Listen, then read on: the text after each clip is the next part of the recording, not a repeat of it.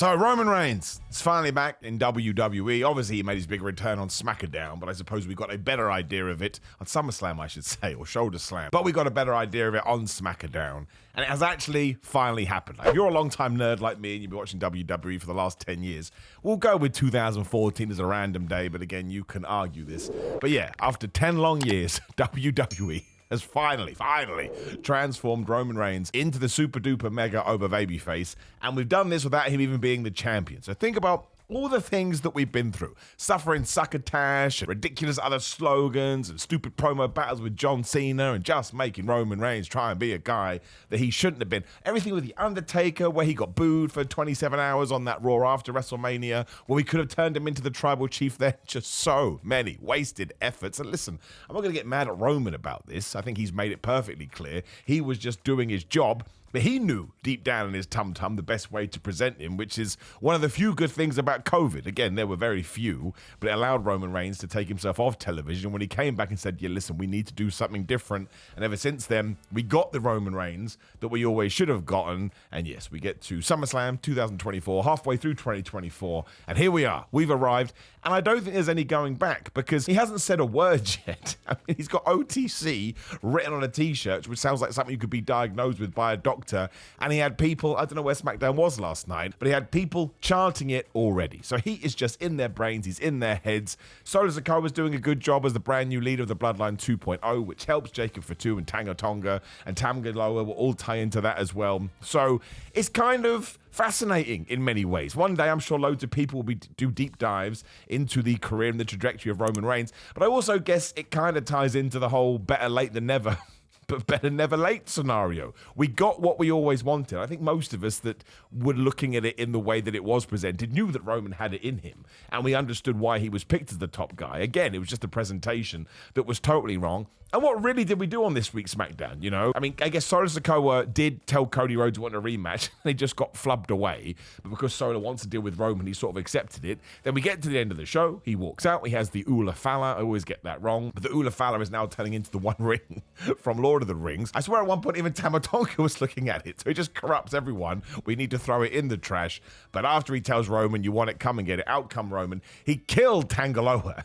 He threw him into the steel steps, so damn hard, I thought he hurt his other eye. Tama Tonga got speared through Barry Barricade, and of course, we didn't get too much interaction between him and Solo, although they did fight, which I did think was important, because why stand on ceremony, Mr. Wayne? I said a lot of this on Ups and Downs for SmackDown. Make sure you check that out on What Culture too. And, you know, eventually, I guess the boys saved Solo Sikoa, and now we can build to that match. And again, the whole time, people going crazy for Roman Reigns to see Roman Reigns as the super duper whooper tribal chief. And it's just excellent. And it's just fun. And it's just enjoyable. And it also ties into a video we did a while ago now, maybe a couple of months, that we're going to have to put either Cody or Roman on Raw. You cannot have these two huge entities on one show. Like, it's fine for now. But I think WWE would be doing itself a disservice. Because, of course, we'll talk about Cody Rhodes in just 1 second.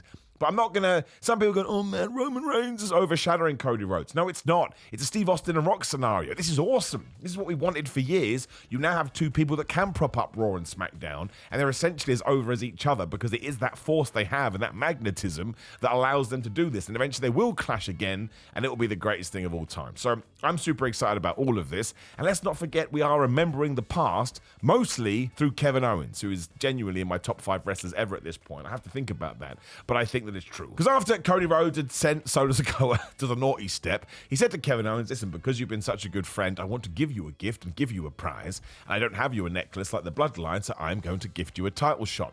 Do you know what Kevin Owens said? Nah, brah. I don't deserve it. Look at my win-loss record. This ain't a geese title situation, which is usually what we get. Someone just walks up to the champion and says, can I please have a title shot? The champion goes, of course you can. And they do a little bit of a dance. Not here, man. No way. Kevin Owens was adamant that he didn't want it. But then when eventually they were talking to Nick Aldis, the general manager, about it, and Nick was like, all right, I'll give it to Roman Reigns. Kevin Owens was like, that is ridiculous. One, why are we doing automatic rematches when I never got one when I dropped my belt back in 2016? That's an 8-year-old reference, which is fantastic. But also, Go to the locker room. There's loads of deserving folk in there. Roman Reigns cheated the entire time to keep that belt, and I don't think he deserves another opportunity. That is awesome because, again, Roman Reigns is a babyface. Kevin Owens doesn't care. Kevin Owens' life got wrecked by this man for the last 4 years. He's not all of a sudden going to be doing the dance of joy. And then Nick Aldis sort of had a smile on his face. He was like, "You are the chosen one, Kevin Owens." And now Bash at Berlin is like 3 weeks away or something like that. Does Kevin Owens turn heel? Do we do babyface versus babyface? There are options on the table, and you just know that WWE has planned out probably all the way to WrestleMania. So turning him heel is fine because I believe there will be a story, and keeping him face is fine as well for the exact same reason. So that's all Cody Rhodes really did, but I didn't have it on my bingo card that we were going to do Cody versus Kevin Owens, and that's a great match for me because I'm in love with both of these guys. So I get to watch my best friends fight. And if you think that's a creepy, stalkering thing to say, you are 100% correct. We also got into the tag team division on this week's episode of SmackDown. I think we need new bodies. Like, everyone we've got is awesome. We did the Street Profits versus Grayson Waller and Austin Theory. We know that A-Town Down Under aren't long for this world. We're going to break them up. They had a sort of falling out later, and it ended up with Grayson Waller and Kevin Owens being announced for next week. And we had DIY taking on Pretty Deadly. Now, DIY are the former champions. They're awesome. Pretty Deadly are brilliant too, especially when it comes to their kind of shenanigans. And this could be me, that's totally fair. Can't remember the last time they actually even had a match. Definitely can't remember the last time they won. And as we were kind of doing a mini tournament here, I just think WWE has proven that they can bring real gravitas to the titles and the championships and their setups. With the tag team division, at the moment, my opinion, could be totally wrong, feels a bit wishy-washy. Ultimately, Street Profits won round 1, DIY won round 2, so you can't get too angry at it, right? Next week, we get DIY versus the Street Profits, which is going to be an amazing match, and I would probably assume that it will be the Street Profits taking on the Bloodline, maybe a Bash at Berlin, just because Angelo Dawkins and Montez Ford, before their fight, did go, the Bloodline running scared of Roman Reigns. What a bunch of goobers. B-Fab was with them as well. I would move her out of that group now and put her somewhere else just because they don't need a mouthpiece, so it kind of gets... I think she gets lost in the shuffle in it. She's not needed for that role. It made more sense when Bobby Lashley was going to be there, but Bobby Lashley came out this week and did an interview with, I can't remember now, you have to forgive me, that's poor of me. But essentially said, you know, he clicked with Vince McMahon, he hasn't clicked with Triple H, it doesn't sound like he is going to re-sign. So I think we need to restructure that whole entire group. I don't think they need B-Fab. Again, just what I'm thinking. But both matches were so good. But once I don't think the Bloodline are going to lose the tag titles, even if Jacob Fatu is injured. He wasn't on SmackDown, so we don't know. So kind of moving out of the next pay-per-view premium live event, bring more teams in, structure a bit better, make sure there's more stories, not just we're going for the tag team titles. And that's actually why I prefer there to be one set of championships. So I just kind of feel like it funnels it a bit better. And you almost have a, what do they call it? A bottle something. I can't remember, but it just allows everything to flow into one, whereas at the moment it can be a bit separated. But still, it was really, really good. And I'm glad this episode of SmackDown was based around that. And it's the same with the Jade Cargill versus Alba Fire match. So obviously, we're building to a 6-women's tag. Naomi came out to help Bianca Belair and Jade Cargill after Blair Davenport, Isla Dawn, and Alba Fire were beating them down. So there's your 3-on-3. And this is really good, right? Puts Blair in a prominent position, allows Jade Cargill to keep doing whatever we're doing with her and Bianca Belair. Naomi is always underrated. Obviously, the devils, or the magicians, or the witches, whatever we're calling them, remain tag team champions. But because WWE is telling such good stories and has great angles all over the place, it's almost set the bar so high that when you don't get it, which you don't get here, you're like, it's good and it's fine and I'm enjoying it and we got great characters and the presentation rules, but now I need more. It's like, you know, you've given me 2 pizzas and now you're only giving me 1. It's like, I know the greatness of 2 pizzas, so now I'm going to get jealous. And I'm going to want my over expectations, I suppose. But it doesn't just have to be, oh, they want the tag team titles. Just introduce a slight story, right? Like we saw Tiffany Stratton getting Nia Jax's big celebration ready for next week, and we had Chelsea Green in there, Piper Niven in there, and Pretty Diddley pumping their musical, which I absolutely need. You know, the fact that she now has the Money in the Bank briefcase just adds that little wrinkle, because they're meant to be buddies, but she could cash in on Nia at any time. Now, I'm not saying this is Shakespeare. I'm not saying it's going to change the world. I'm just saying it's those little extras that I kind of feel need to go to the tag team division and the women's tag team division, and maybe even more so with the women's tag team division, because you know me, I'm so boring and the same OG. But those belts since day one have been a little bit of a burden for lack of a better term. We never really got them going in the way that we wanted. But now everything is cooking on so many levels. I think that's the time to bring it back. Case in point is the US Championship. Now, we're just mimicking what we did with the IC title on Raw. No problem with that, but we're doing it the good guy. LA Knight comes out. I mean this as a compliment. Cuts exactly the promo you would expect, but because it's LA Knight, it's so good. Gets interrupted by Santos Escobar. Santos Escobar and Andrade then have a number one contenders match. Santos win because Carmelo Hayes is back to screw over Andrade because Carmelo can't handle the fact that he's lost twice to him. That's what I'm talking about. It's that extra stuff that makes you go, oh, well, I'm really glad that I tuned in the last few weeks because I went on this mini roller coaster. And also, Santos Escobar versus Andrade was a damn good match. It was so much fun.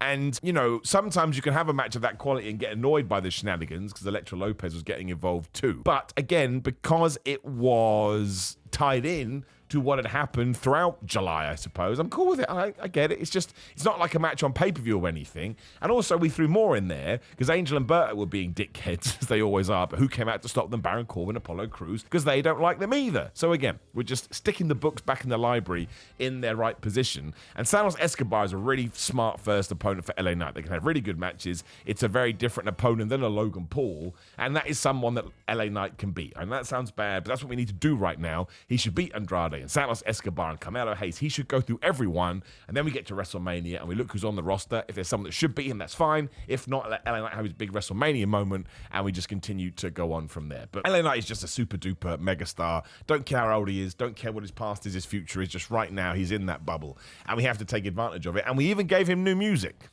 Don't know why, but we did.